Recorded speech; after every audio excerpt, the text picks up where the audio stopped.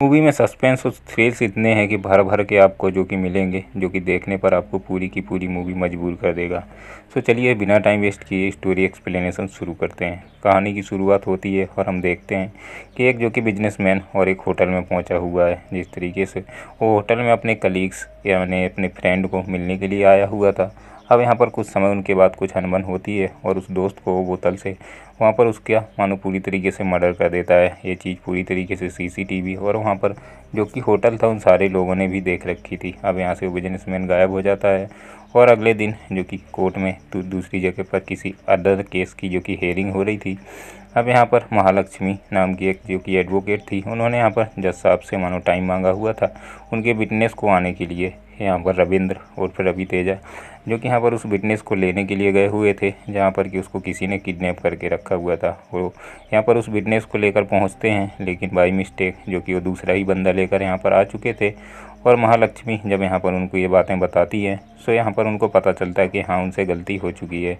अब ऐसे में इस कंडीशन में वो केस को हार जाते हैं और इसी वजह से महालक्ष्मी जो कि रविंद्र को अब पूरी तरीके से मानो डांटना और डपटना शुरू कर देती है। जिस तरीके से दोनों मानो सारी चीज़ें चल रही थी, यहाँ पर रविंद्र अपने डैड से जो कि मिलने के लिए हॉस्पिटल में पहुँचते हैं, जहाँ पर कि उनकी तबीयत वगैरह कुछ लंबे टाइम से ख़राब थी, सो उनको हॉस्पिटल में एडमिट किया था।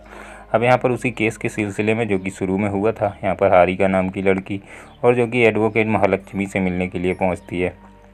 जो कि एक क्रिमिनल लॉयर थी। और ऐसे में रविंद्र जो कि महालक्ष्मी को अभी जो गलती हुई थी उन सारी चीज़ों की वजह से पूरी तरीके से मनाने के बाद अब हारिका को इम्प्रेस करने के लिए उनको मना लेता है। दूसरी साइड हम देखते हैं हनुमंत राव को, जो कि यहाँ पर किसी तरीके से उनको एक सिम्मा नाम का जो कि ऑफिसर पुलिस ऑफिसर थे,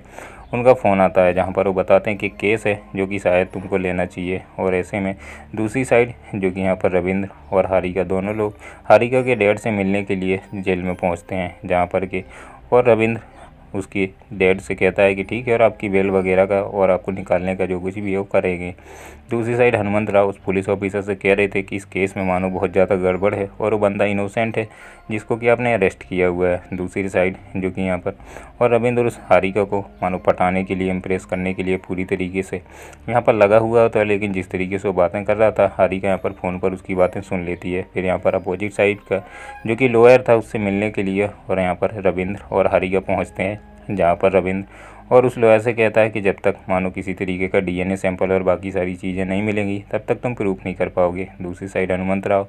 जो कि सेम पैटर्न खोज रहा था कि इसी तरीके के मर्डर वगैरह या कुछ हुआ है, सो अपनी जो कि टीम थी उन टीम से इस चीज़ों को खोजने के लिए कह रहे थे। यहाँ पर जो कि रविंद्र इन सारी चीज़ों को उस एडवोकेट कर कह के आया हुआ था। वो एडवोकेट अब यहाँ पर उनके ऑफिस में पहुँचता है, जहाँ पर कि उन्हें पता चलता है तो एडवोकेट को मानो डीएनए सैंपल मिल चुका था, जिसकी वजह से हारिका नाराज होकर निकल लेती है। दूसरी साइड जो कि हनुमंत राव अब यहाँ पर उस केस से जिस तरीके से रिलेटेड उनको एक प्रूफ मिलता है, जो कि उसी तरीके से मानो एक केस था और सिमिलरिटी थी उस केस में, जिसकी वजह से मिलने के लिए यहाँ पर बुली पहलवान के पास अब यहाँ पर उस सारी चीज़ों की मीटिंग वगैरह के लिए पहुँच जाते हैं, जहाँ पर कि उनके घर पर एक बंदा आया हुआ था जो किसी तरीके के स्टैचू वगैरह बनवा रहा था। सो उस बंदे को मानो वो लोग पहचान लेते हैं और उससे मिलने के लिए अब हनुमंत राव और उसके घर पर पहुँचते हैं। और यहाँ पर इस बंदे के पास हनुमंत राव पहुंचे हुए थे, वो एक आर्टिस्ट था जो कि मुखौटा बनाने में माहिर था और ऐसे ही बुली पहलवान वहाँ पर उसको बचाने के लिए पहुंच जाता है, जहाँ पर हनुमंत राव और बुली पहलवान के बीच मानो जिस तरीके से ये चीज़ें होती हैं, हनुमंत राव उसके हाथ पर एक बोतल फेंक के मारता है जिससे एक कट का निशान आ जाता है।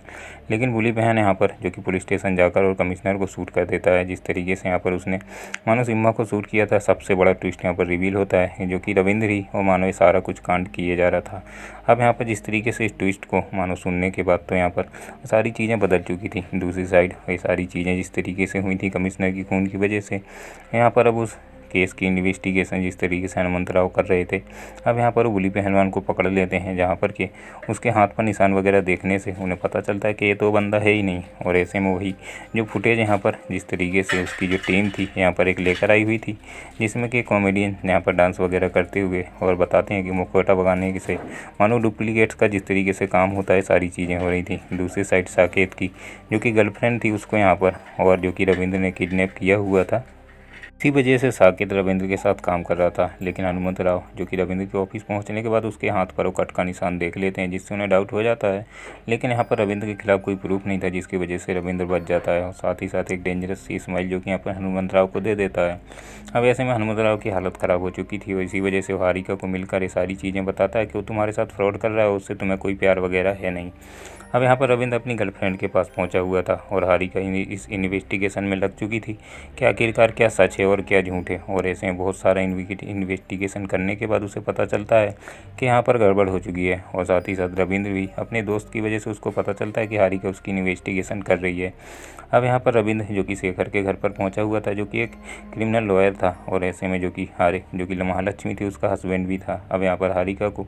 और यहाँ पर जो कि शेखर के फ़ोन से मानो मैसेज करता है और उसने शेखर को भी यहाँ पर अगवा कर लिया था। अब ऐसे में उसके साथ और बहुत सारी बातें करने के बाद वो उसके घर पर मिलने के लिए पहुँच जाता है। और यहाँ पर उसके घर पर पहुँचने के बाद जो कि उसको जिस तरीके से वो डराता है और उसका फेस जिस तरीके से रिवील करता है, हारिका को पता चलता है कि रविंद्र है। और ऐसे में अब वो हारिका का मानो यहाँ पर रेप करने के बाद उसका मर्डर कर देता है। और जिस तरीके से यहाँ पर उसने हारिका को निपटा दिया था, अब फ़िलहाल के लिए पूरी तरीके से एक न्यूज़ और वायरल होने लगती है। अब यहाँ पर दूसरी साइड जो कि शेखर अपने घर पर पहुँचा हुआ था और उसको कुछ भी याद नहीं था कि लास्ट नाइट क्या हुआ था। तभी उसके घर पर पुलिस आती है और यहाँ पर जो कि महालक्ष्मी उसका फ़ोन वगैरह सारा कुछ जिस तरीके से अभी पकड़ा गया था मैसेज सारी चीज़ों की वजह से शेखर को यहाँ पर पुलिस अब अरेस्ट करके ले जाती है। और यहाँ पर जो कि रविंद्र अब इन सारी चीज़ों को जानता था। यहाँ पर हनुमंतराव उससे जिस तरीके से उन दोनों को पता था कि सारा कुछ शेखर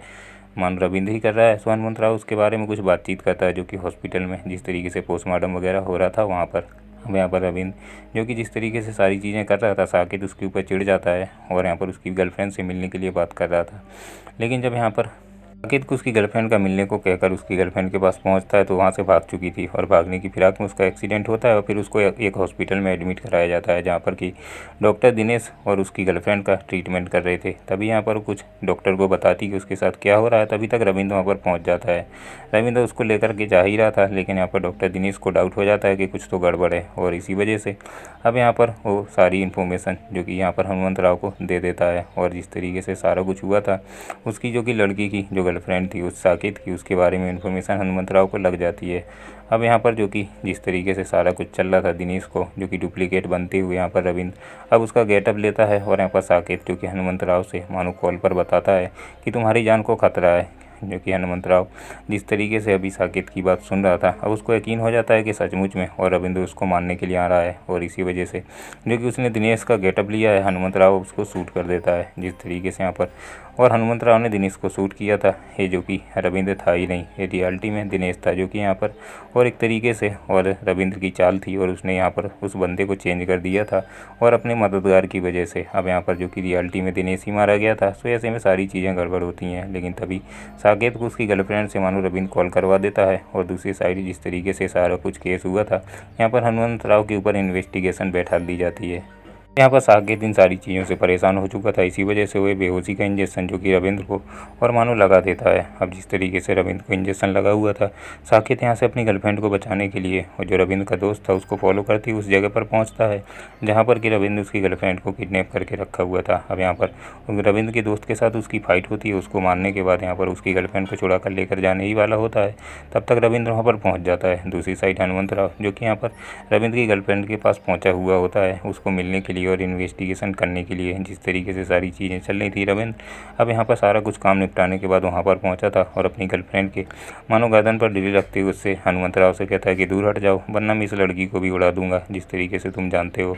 अब यहाँ पर ये सारी चीज़ें पुलिस उसको बहुत ही ज़्यादा परेशान कर रही थी। सो पुलिस की एक जो लड़की थी, अब यहाँ पर रविंद्र उसके घर पर पहुँचती उसको धमकाने और बाकी सारी चीज़ें करने के बाद और उसको जॉब छोड़ने के लिए कुछ दिन की लीव लेने के लिए कहता है। ऐसे में वो लड़की जो कि हनुमंतराव के पास और अपना लेटर छोड़ते हुए वहाँ से निकल लेती है, जिसमें कि एक हॉस्पिटल का और रामचंद्र ब्रह्मा जी का मानो एक एड्रेस था, जहाँ पर कि हनुमंतराव उस हॉस्पिटल में पहुँचते हैं जो कि यहाँ पर रविंद्र के डैड थे। अब यहाँ से शांति का और वो सारी चीज़ों का भी रिवील होता है कि यहाँ पर क्यों और रविंद्र सारा कुछ किया जा रहा है, जिसमें कि 9 बंदों के नाम थे जिसमें से रविंद्र ने कुछ को मार दिया था और ये सारी चीज़ें क्यों हुई थी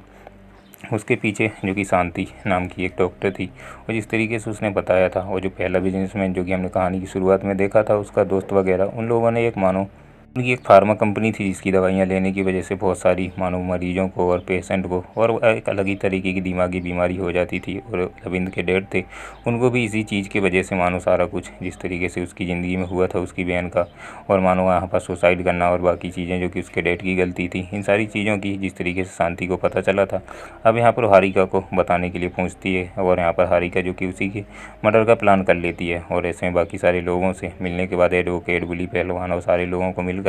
वो यहाँ पर शांति का मानो रेप करके उसका मर्डर करवा देती है। जिस तरीके से सारा कुछ हुआ था, रविंद्र को दूसरे दिन उसकी बॉडी मिलती है। और यहाँ पर हनुमंतराव को ये सारी चीज़ें जिस तरीके से रविंद्र को बता रहा था, उससे कहता है कि हम लोग दोनों मिलकर, मानो मैं पुलिस वाला हूँ, तुम यहाँ पर क्रिमिनल लॉयर्स को उनको सज़ा दे सकते हैं। लेकिन यहाँ पर रविंद्र उससे कहता है कि कुछ भी नहीं होने वाला। लेकिन तभी साकेत जो कि मिनिस्टर के पास उसका वही मुखौटा लेकर पहुंच जाता है इस चीज़ का यकीन दिलाने के लिए कि भाई और रविंद्र तेरे को टपकाने वाला है। सो ऐसे में मिनिस्टर अब साकेत की हेल्प लेते हुए और अब उनका ही मुखौटा बनाने के लिए तैयार करने के लिए कहता है। अब यहाँ पर जो कि मिनिस्टर के लोग भी वहाँ पर पहुँचे हुए थे, सो रविंद्र को बेहोश करके और यहाँ से मानो उसका मुखौटा लेकर अब वो लोग निकल लेते हैं। अब यहाँ पर मिनिस्टर के लोगों का प्लान सीएम को मारने का था। और ऐसे में वो मुखौटा रविंद्र का लगाने के बाद यहाँ पर मिनिस्टर को कॉल करता है, पूछता है कि भाई कैसा लग रहा हूँ मैं। और यहाँ पर जो कि मिनिस्टर था अब वो सीएम को मारने के लिए कह देता है, क्योंकि सारा कुछ इल्ज़ाम यहाँ पर रविंद्र के फेस की वजह से रविंद्र के ऊपर आने वाला था। और ऐसे में रविंद्र जो कि दूसरी जगह उसको कैद करके रखा गया था, अब वहाँ पर उसकी एक भयंकर फाइट होती है जिसमें एक धागड़ से पहलवान को तोप से जिस तरीके से रविंद्र को उड़ाने वाले था,